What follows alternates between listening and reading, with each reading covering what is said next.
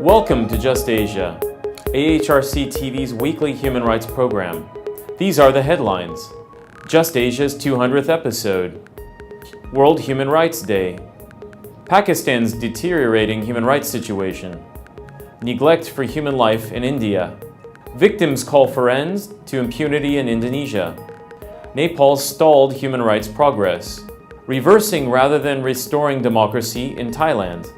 Justice system is key obstacle to realization of rights in Sri Lanka.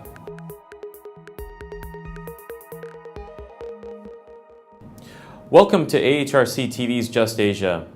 I'm Chris Duckett. This is Just Asia's 200th episode, launched on October 14, 2013 as the Asian Human Rights Commission's Weekly Roundup.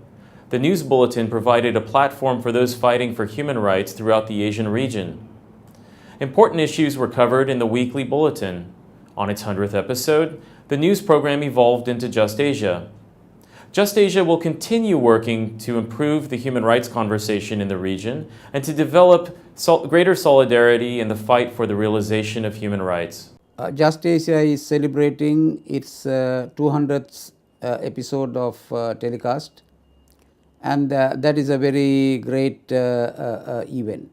In all these 200 episodes, various aspects of human rights violations from all around Asia has been reported with pictures and stories received from those countries.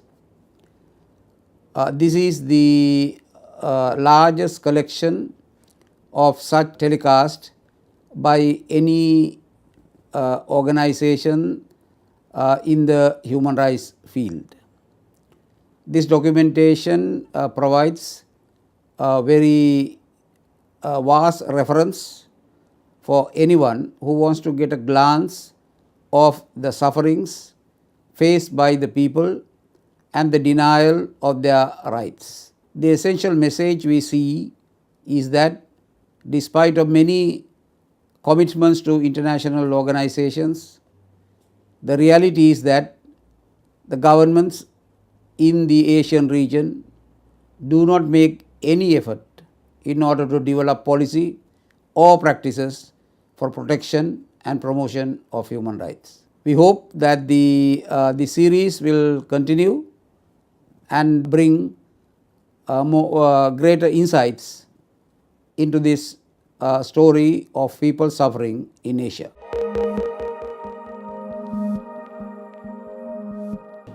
This episode of Just Asia focuses on International Human Rights Day, marked annually on December 10. This day marks the United Nations General Assembly's adoption of the milestone Universal Declaration of Human Rights in 1948. This year's Human Rights Day will kick off the beginning of a year-long campaign to mark the upcoming 70th anniversary of the Universal Declaration, which is the founding document of all international human rights law. The rights enshrined in the Universal Declaration are inherent to all human beings, regardless of race, religion, color, sex, political opinion, or any other status. While the Universal Declaration sets out universal values and a common standard of achievement for all, the fight to realize these rights continues. On this Human Rights Day 2017, the overall situation of human rights in Asia remains grim, with governments restricting and oppressing rights and cracking down on those fighting for them. Cambodia is seeing an intensive crackdown on the freedom of expression of journalists, political parties, and activists ahead of the 2018 national elections. China has also intensively stifled fundamental freedoms before and after the 19th Party Congress, highlighted by the arbitrary imprisonment and sentencing of lawyers in large numbers. Burma's violence against its Rohingya minority is something that the Asian region has not witnessed in the near past, which has led to a refugee crisis impacting the entire region. Extrajudicial executions in the Philippines on the pretext of a war on drugs have resulted in more than 3,000 deaths. In Bangladesh, the incumbent government has stifled all freedoms for anyone disagreeing with the ruling party. This year, on December 10th, we will be celebrating the 70th anniversary of the Universal Human Rights Declaration. To commemorate the event and for the entirety of 2018, the UN has called to observe the whole year as an year to stand up for human dignity, justice and equality. Now, in the Asian context, when we speak of three of these fundamental issues or rights or guarantees, what comes to my mind is the challenge that we face in the Asian region from the justice dispensation architecture that exists in Asia. Unfortunately, it is the first line of defense, that is justice institutions in the Asian countries, that should be providing protection for every individual whenever their fundamental rights are negated. It is unfortunately this very institution which has been misused by the state and other state agencies to negate rights. Unless and until we equally stand up for a thorough reform of justice institutions in our jurisdiction, these rights, while they are important, unfortunately we won't be able to achieve them in the Asian context. I think it is also a similar situation in all other developing countries, and if we look ahead or if we look back into jurisdictions where human rights have become a first norm in practice, in experienced in real life, it is the reforms that has been brought forth over justice institutions that has made it possible. So while we celebrate, while we commemorate the 70th anniversary of the UDHR, it is equally important for the global civil society, the Asian civil society in particular, to stand up for demanding justice institution reforms in the region.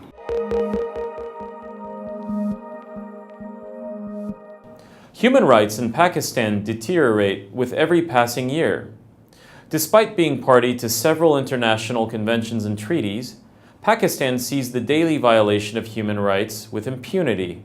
Pakistan has become a country of disappearances, legalized in the name of terrorism under the Protection of Pakistan Ordinance. Unfortunately, of the country's 18,000 disappeared persons, only 1% might be terrorists. The provinces of Baluchistan and Sindh have the largest number of disappearance victims. The large number of threats, attacks, and killings of journalists have ranked Pakistan as one of the worst countries to be a journalist, according to the 2017 World Press Freedom Index compiled by Reporters Without Borders. Due to the worsening climate of fear and intimidation in the country, many activists are forced into submission or have left the country. Human rights defenders are also targeted for speaking out. Rule of law is largely non-existent, and Pakistan's justice system is in a state of collapse. Instead of developing the country's criminal justice infrastructure, the government has outsourced the entire judicial process to the military. Similarly, instead of enforcing the rule of law, the government is appeasing extremist groups. For more insights, Just Asia speaks to Basir Naveed, senior researcher at the AHRC. This year also proved to be the worst in the terms of human rights, and the judiciary has failed to come out with judicial reforms, and they have not taken any step to go for reforming the criminal justice system. The second thing is that disappearances has been increased again this year, and even the bloggers are not spared. They are being taken, and whoever is using freedom of speech or writing on the blogs, they are being arrested and disappeared. This is a new method that now in the presence of judiciary, parliament and constitution, but the disappearances is going on. And the law enforcement agencies, particularly judiciary, particularly military has been allowed to abduct anyone, but the judiciary remains silent. The same thing is that the law enforcement agencies have been given extra powers for the extrajudicial killings that shoot at sight, and every day in the country at least 10 to 15 persons are killed extrajudicially by the law enforcement agencies through that encounters. Now that freedom of expression has been squeezed up to that zero level, and one can say that the violence against women are continued. The important thing is that Pakistan tried to dodge the UPR, that UN Universal Periodic Review. But then countries, more than 35 countries has criticized on the violation of human rights on different issues. That government has also failed to control the executions. And now that international community is pressurizing to halt the executions, but government cannot do because that military pressurizing the government to continue it. –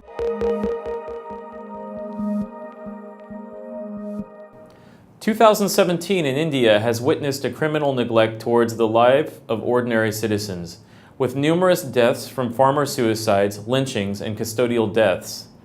The most current indication of this neglect are the deaths from severe tropical cyclone Oki, which hit the southern states of Kerala and Tamil Nadu this past week. The weather conditions that resulted in the formation of the cyclone were active as early as November 26 to 27, and the cyclone hit India on December 1st. Despite advanced information available, the authorities failed to communicate the impending danger to families living along the coastal zone directly in the cyclone's track. As a result, the cyclone has claimed at least 15 lives so far, with many others reported missing and now feared dead. Most are impoverished fisherfolk who had set sail into the Arabian Sea. Human casualties could have been largely prevented had the state-run weather stations performed their duties. Authorities have not indicated whether any punitive actions will be taken against the state officers who failed in their duties, or corrective measures initiated to prevent such neglect in the future. Past experience suggests no such actions would be taken. State agencies have little respect or value for the life and security of the poor. Just Asia speaks to Mr. Navina Chandran, Secretary of Navazi, a human rights organization working in Kerala, for further details. December 10 അന്താരാഷ്ട്ര മനുഷ്യാവകാശ ദിനമായി ആചരിക്കുമ്പോൾ കഴിഞ്ഞ ആഴ്ച കേരളത്തിലും തമിഴ്നാട്ടിലും ഉണ്ടായ കടുത്ത മനുഷ്യാവകാശ ലംഘനങ്ങളെക്കുറിച്ചും ചർച്ച ചെയ്യപ്പെടേണ്ടതുണ്ട്. നവംബർ 30, ഡിസംബർ 1, 2 തീയതികളിലായി കേരള തമിഴ്നാട് തീരപ്രദേശങ്ങളിൽ ആഞ്ഞടിച്ച ഓഖി ചുഴലിക്കൊടുങ്കാറ്റിൽ കേരളത്തിൽ മാത്രം മരിച്ചത് 33 പേരാണ്. കാണാതായവർ 200 പേരിൽ കൂടുതലാണ്. കൃത്യമായ കണക്ക് ആരുടെ കയ്യിലുമില്ല. അനേകം പേരാണ് ആശുപത്രിയിൽ ഗുരുതരമായ പരിക്കേറ്റ് ആശുപത്രിയിലായിട്ടുള്ളത്.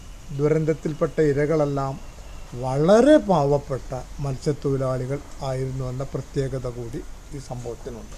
സംഭവം നടക്കുന്നതിന് 5 ദിവസം മുൻപേ തന്നെ കാലാവസ്ഥാ നിരീക്ഷണ ഉദ്യോഗസ്ഥർക്ക് വ്യക്തമായ സൂചന ലഭിക്കുകയും ആ വിവരം സർക്കാരുകളെ അറിയിച്ചിട്ടുള്ളതാണ്.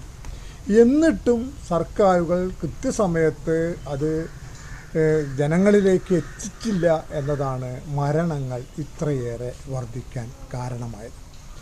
ഇന്ത്യയിലെ മെട്രോ നഗരങ്ങളിലാണ് ഇങ്ങനെ ഒരു ചുഴലിക്കാറ്റ് അടിക്കുന്നതെങ്കിൽ സർക്കാരുകൾ ഈ നിലപാടായിരിക്കുമോ എടുക്കുക?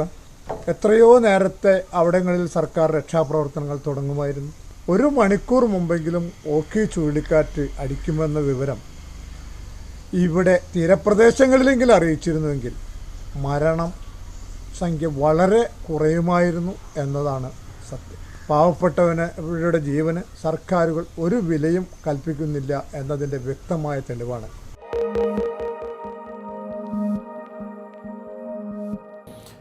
Indonesia's theme for Human Rights Day 2017 is the 1965-66 massacres. These massacres committed by the army under former dictator Suharto are the most heinous crimes in Indonesian human rights history. The 1965-66 massacres is key in determining how Indonesia's transitional justice develops, whether impunity remains unpunished, and whether there is hope for redress of subsequent human rights cases. Cases such as the shooting of students in 1998 to 1999, the Talang Sari massacre of 1989, the Wasior and Wamena cases of 2001, and the assassination of prominent activist Munir. Victims and family members organized a peaceful protest in front of the presidential palace, part of the ongoing Black Thursday demonstrations. They call for President Joko Widodo to listen to the victims' voices and respond to their expectations for justice. Commemorating Human Rights Day, they emphasize the need to eradicate impunity in the country and ensure justice for victims. At present, the alleged perpetrators of the 1965-66 massacres are not only enjoying impunity, but also enjoying political power.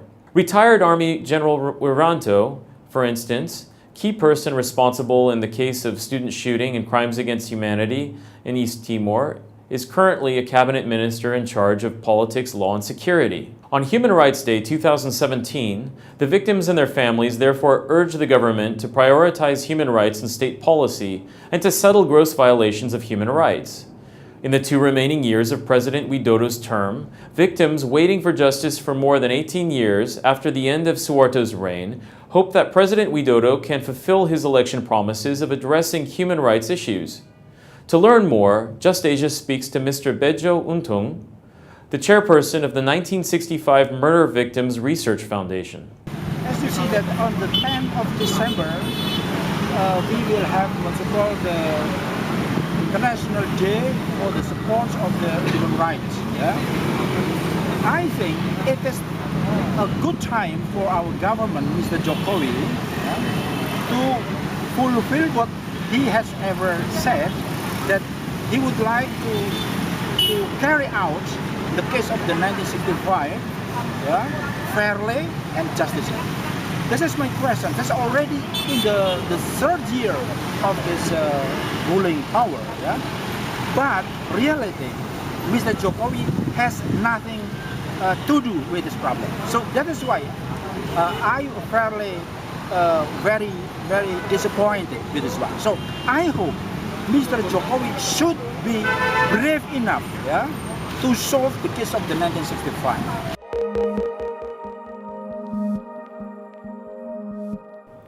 In 2017, Nepal saw local elections taking place in the country after more than 2 decades.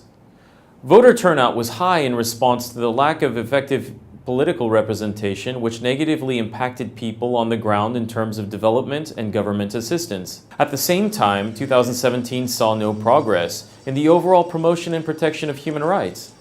Victims of the conflict period continued in limbo, with the transitional justice bodies having done nothing but collect some 60,000 complaints. They have not begun investigation due to a lack of expertise, finances, and political will. The deadline for the work of these transitional commissions is February 9, 2018. Similarly, victims and family members of the 2015-16 Tarai killings have not received any justice. Only some victims have received some compensation. Meanwhile, those affected by the devastating 2015 earthquake have been further victimized by the government's complete inefficiency. Even in 2017, the government still has not managed to provide all the victims with adequate resources and loans to rebuild their homes. Nepal's police and judicial institutions were also marred by controversy with the selection of the top police chief and the filing of an impeachment motion against the Chief Justice. Both instances indicate the politicization of the two institutions.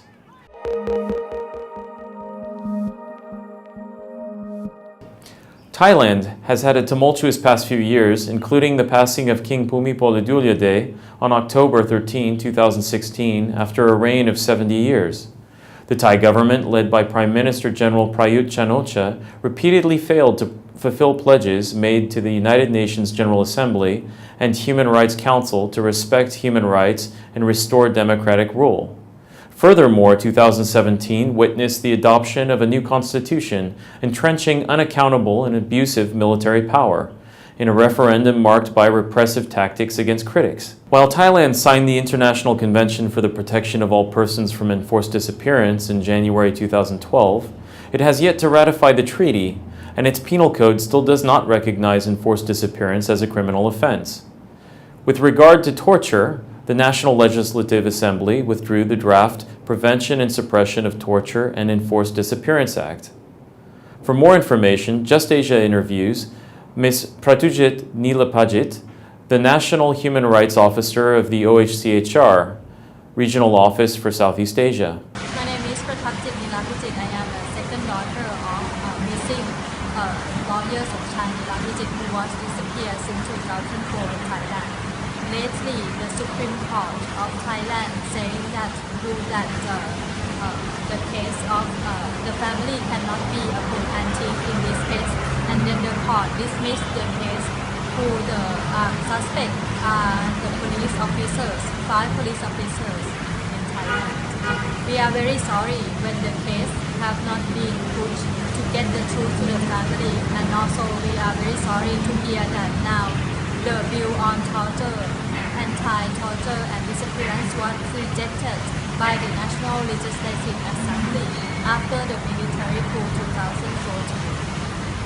We would like to urge the government to do as its commitment with the international community to sign and ratify this convention on the UN Convention on Protection for All Persons from Economic Surveillance immediately.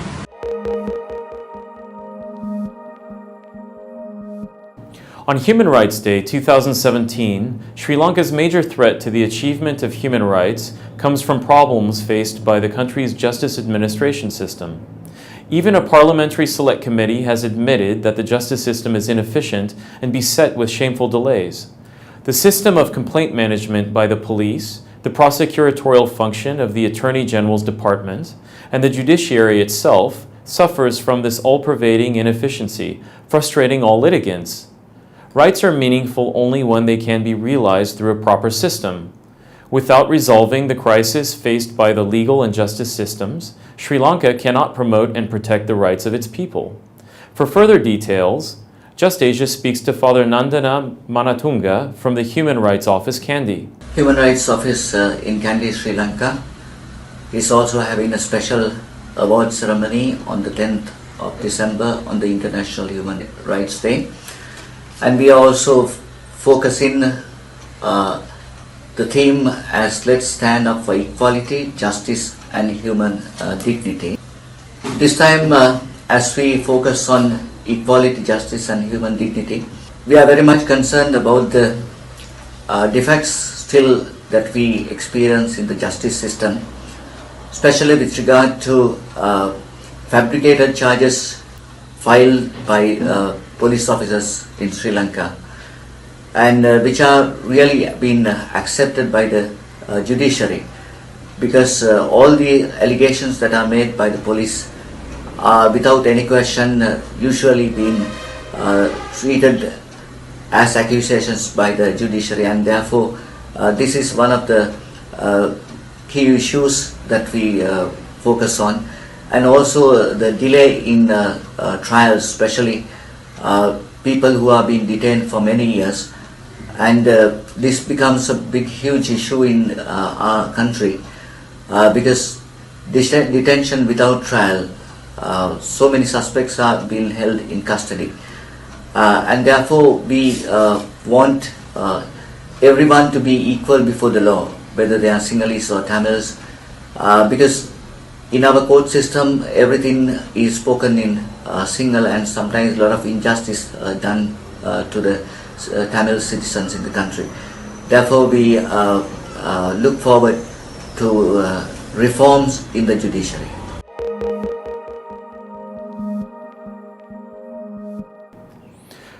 That is all for this episode of Just Asia. Thank you to all our donors, partners, and viewers for your continued support over 200 episodes. If you have any feedback or stories, please write to us at news@ahrc.asia. Thank you for tuning in, and see you next week.